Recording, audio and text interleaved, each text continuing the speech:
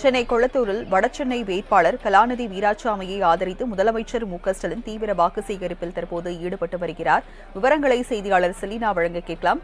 Selena, தற்போது கொளத்தூரில் முதலமைச்சர் மு.க.ஸ்டாலின் பரப்புரை மேற்கொண்டு வருகிறார். உடன் யாரெல்லாம் பரப்புரையில் ஈடுபட்டிருக்காங்க? விவரங்கள் என்ன? நாடாளுமன்ற தேர்தல் நெருங்க இருக்கக்கூடிய நிலையில் இன்னும் 4 நாட்கள் மட்டுமே இருக்கிறது. இந்த நிலையில் நாளையுடன் பிரச்சார தேதி என்பது நிறைவு பெற இருக்கிறது. இந்த நிலையில் முதலமைச்சர் மு.க.ஸ்டாலின் தற்பொழுது திமுக சார்பில் வடசென்னை தொகுதியில் போட்டியிட இருக்கக்கூடிய கலாநிதி வீராசாமியை ஆதரித்து தற்பொழுது தன்னுடைய சொந்த தொகுதியான கொளத்தூர் தொகுதியில் வாக்கு சேகரிப்பில் ஈடுபட்டு வருகிறார். முதலாவதாக ஜிகேஎம் காலனி 9வது தெருவிலிருந்து முதலமைச்சர் மு.க.ஸ்டாலின் தீவிர வாக்கு சேகரிப்பில் வீடு வீடாக சென்று பொதுமக்களிடம் ஆதரவு கேட்டு வாக்கு சேகரித்தார். அதனைத் தொடர்ந்து ஒரு கைக்குழந்தைக்கு பெயர் வைத்தார். தற்பொழுது வாகன பிரச்சாரம் என்பது நடைபெற்று வருகிறது.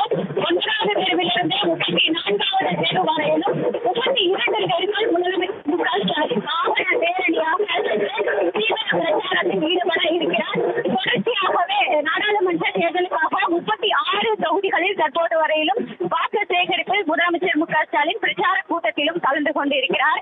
இந்த நிலையில் நாளையுடன் பிரச்சாரம் என்பது நிறைவு பெற இருக்கிறது. தற்பொழுது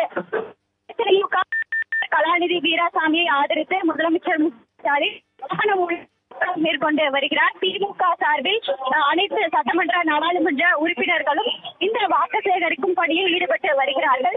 அந்த வகையில் முதலமைச்சர் மு.க.ஸ்டாலின் தற்போது தன்னுடைய சொந்த தொகுதியான தொகுதிகளில் நேரடியாக சென்று முதலமைச்சர் மு.க.ஸ்டாலின் பிரச்சாரம் மேற்கொண்டிருக்கிறார். இந்நிலையில் மேலும் சென்னை, மத்திய சென்னை மற்றும் தென் சென்னை ஆகிய உட்பட்ட பகுதிகளில் நாளை வாக்கு சேகரிக்க இருக்கக்கூடிய நிலையில் இன்று வடசென்னை தொகுதியில் வாக்கு சேகரித்து வருகிறார்.